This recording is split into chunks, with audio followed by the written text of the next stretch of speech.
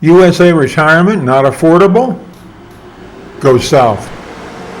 That's what I did about 15 years ago. It really wasn't because I couldn't afford to retire in the U.S., although it would have been a bit of a challenge, and I don't have that high a lifestyle. Maybe that's why I'm nostalgic for these box vans converted to tiny houses. The idea of living minimally is a good thing, and it's certainly more affordable in the States. And there appear to be an awful lot of people doing it from the number of YouTube videos that are suggested to me by the algorithm.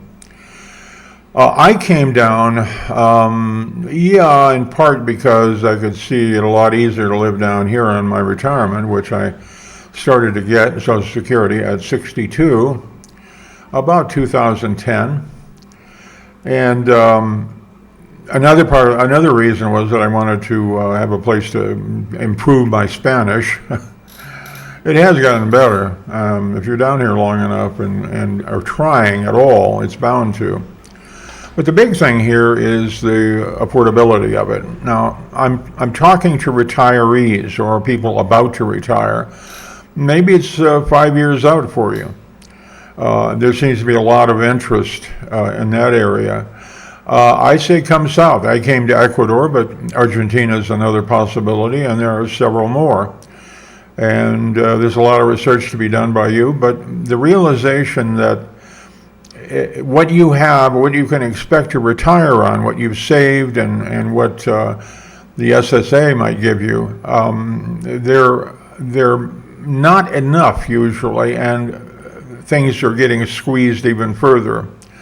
The people that are working are getting squeezed, and retirees even more so. So it's not an outlandish idea. I know to a lot of people it's sort of like hearing Musk talk about going to Mars. Yeah, that's an interesting thought, but of course I can't do it. Sure you can. There's a lot of people that came down to Ecuador, people that are in the same town, Vilcabamba, that I'm in now, who retired on very little, and they probably haven't learned Spanish very much. But they're doing okay, and they're paying much lower rents. As a rule of thumb, since I've been here 15 years, I say the cost of living here is probably a quarter to a third of what it is in the States, and that includes everything. You can rent a really nice apartment in an urban area for $300, $400, $500. You can rent a house in the country for $400, $500, $600, and you don't need to get anywhere near $1,000 to rent something. You can also get much better food. The interesting thing here is that the packaged, processed, industrial garbage that goes for food, occasionally up in the States, the box stuff, the quickie stuff. That's what costs a lot here. The fresh fruit and vegetables, the stuff that was in the field yesterday, that's not expensive. That is a quarter, once again, a quarter to a third, maybe even a fifth of what it is in the States. And if you're one of these bargain hunters and go to the Sunday morning market in Vilcabamba or Malacatos or anywhere else, or go to the daily under a roof market in Loja, and you like to bargain a little bit, that's something else. You got to learn to bargain. The consumer is a captive animal up north, has been taught to you see the price, you better take it. If you try to negotiate, we're going to get ugly. We got signs that say no negotiation. I say, what is it? It's a land of capitalism or what? Oh, I guess not. It's okay for you to play around with the prices and everything else, but I can't. I've actually seen signs in more than one place up north that say, please honor our no negotiation stance. Well, do you have that position with the people that supply you? I'll bet you don't. Well, down here you negotiate. You negotiate everything because it takes two to tango. It takes a buyer and a seller, and until they agree on price, nothing happens. And down here you do that. You know, you don't like the rent, you talk them down a little bit. You're in the market and you want to get these vegetables for this much, and they want a bit more. You say, well, okay, how about if I buy some other stuff too? Can we get that? We can get the avocados down if I buy some of these plums or tomatoes or potatoes or whatever. I give you some volume, and you can drop the price a little bit. Or, I keep coming back to you because I like your prices, and, you keep them low for me, and I'll be steady business for you.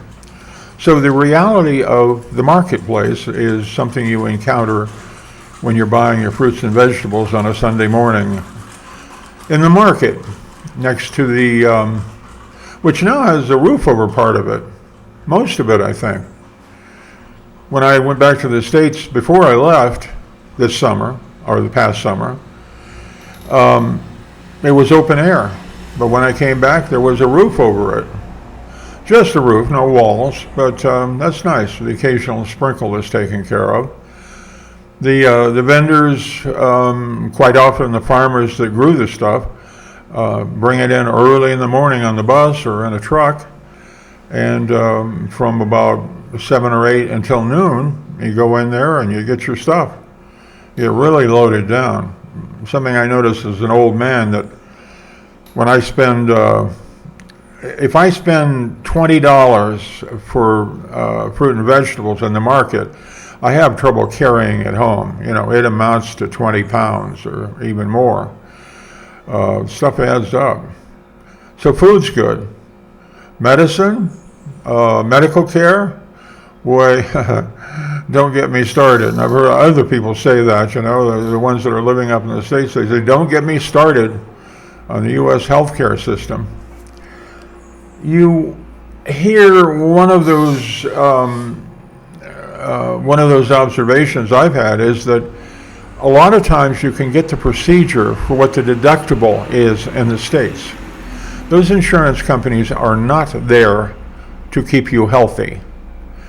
They're there to accumulate capital and then invest it. And they're investing it in something other than your health. So they're there to make money. The doctor's a good guy. The nurse is a good person. But they don't run the show. Large corporations do for profit. To make health a profitable thing, is somehow sinful, strikes me. But I'm not very religious. What would I know about sin? Come on down. Do the research. Go online. Look at Ecuador. Look at Argentina. My 2 favorites. I look at the other countries as well. Just because they're not in the news doesn't mean there wouldn't be a nice place to retire. See what they require. Here in Ecuador, if you have a retirement income of about $1,450 for yourself, and another $250 for each person that comes in on your visa, you can get a retirement visa down here. There are a number of other ways to do it if you're an online entrepreneur. If you're one of these YouTube people that's making real money and has a bit of a track record having done that, you can come down as a digital nomad and create your content down here. Everybody else needs to have some kind of an income. Forget about getting a job here. It's not in the government's interest to displace local workers, and they have an advantage. They speak Spanish, and they're willing to work for a lower wage than you are probably going to want. So forget about teaching English and making your living. That ain't going to happen in 99% of the cases. But if you have a retirement income, I think $1,800 is the average for SSA, and I make just under that. Not a lot under, but I do fine. I can't spend all my money. I'm not really trying to, but I buy what I want to buy and pay the rent for a nice place. And of course, I don't eat out, but that's not because of money. Yeah, I do all right. And a lot of other people that make a bit less than me, they're doing all right too. People that were our grandfather, they came in when the requirement was only $450 a month of income. Or people that just finagled something or other and they live here. But anyway, go online, research retirement in Ecuador, retirement in Argentina, or in South America, or Southeast Asia. There's a lot of people that go to Vietnam, Cambodia, and places like that, and are doing pretty good.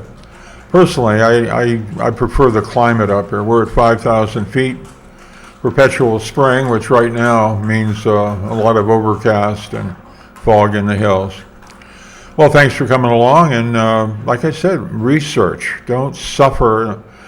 You're not suffering in silence, but do something about it. Take a look. It is a learning curve. Might be steeper for others, for some rather than others, but it's well worth it when you arrive. And there's a tranquility down here too. That's a little something extra. Take care of yourself. Until I see you again, or you see me again, push the subscribe button. They say it's important. I don't know. I have no idea. Ciao.